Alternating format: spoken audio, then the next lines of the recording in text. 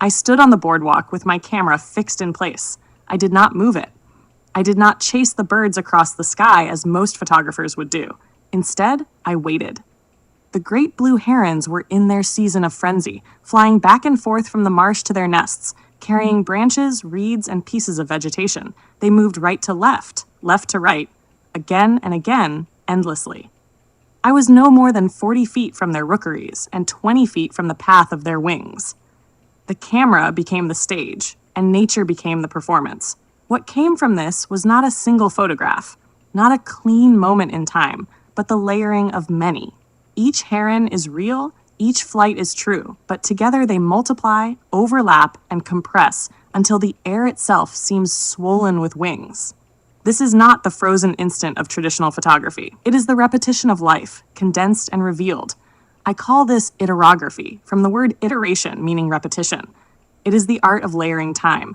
Where photography isolates, Aetherography gathers. Where photography freezes, Aetherography flows. And what it reveals is the truth of life as it actually happened. Chaotic, abundant, overwhelming, and magnificent. When people see this artwork, the first words I hear are often the same: too many birds. They mean it as a criticism, but to me, it is confirmation. Yes, too many birds, because that was reality. To cut it down to one heron in perfect light, to simplify it into something clean and easy, would be to lie. I do not reduce. I do not edit life into something polite. I show it as it is, with all of its density and force. The excess is not a flaw. The excess is the essence. And yet, here is the paradox. When a painter covers a canvas with 200 brushstrokes of color, when they pile paint until the eye cannot find order, we call it abstract art. We accept it. We admire it. We even celebrate it. Why? Because we tell ourselves this is expression. This is what art can be. But when I take what is real, when I use photography not to simplify but to multiply, when I present repetition as truth, many hesitate. They say, I do not understand this. I cannot find a category. They look for a single subject to hold on to, and when they cannot find it, they resist. That resistance is the sign of new art. Every movement in history was resisted at first. Impressionism, Cubism, Futurism, all were mocked before they were accepted. People did not know how to see them because their eyes were trained by tradition. My work, Aetherography, meets the same resistance. It is new and it is difficult because it asks the viewer to let go of the idea of a single frozen moment. It asks them instead to experience the torrent of time. Look at this artwork. The herons fill the length of the frame, their wings opening and closing, heads turning, legs trailing, branches carried. You cannot rest your eyes. You look here and then there, and before you settle, another wing pulls you away. Some people are frustrated by this, but others fall silent, struck by awe. They say, I am speechless. I do not know what to say. That silence is the moment of recognition. That silence is when the new art enters. What makes this unique is not only the subject, the herons in their frenzy, but the method. Photography was always meant to freeze. Aetherography refuses. Photography is about clarity. Aetherography is about density. Photography captures one instant. Aetherography reveals many instants woven into one.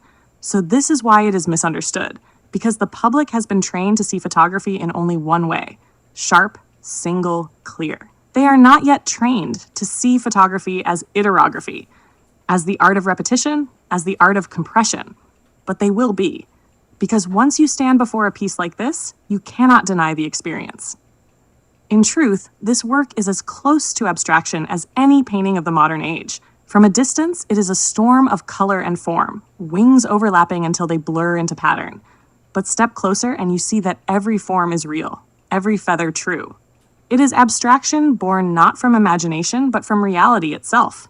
It is reality pushed until it becomes abstract. That is what makes it different from any other artist's work. Others paint the sky with imagined strokes. I paint the sky with truth. Others build abstraction from invention.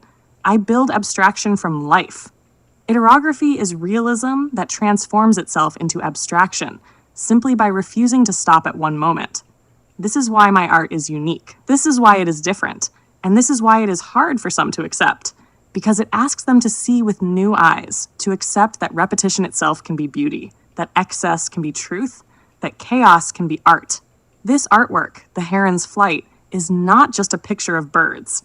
It is not simply photography. It is a statement. It says that the real world, when gathered in fullness, is stranger, more powerful, and more overwhelming than anything the imagination could invent. This is Aetherography. This is not a single photograph. This is not a painting. This is not abstraction as you know it. This is something new.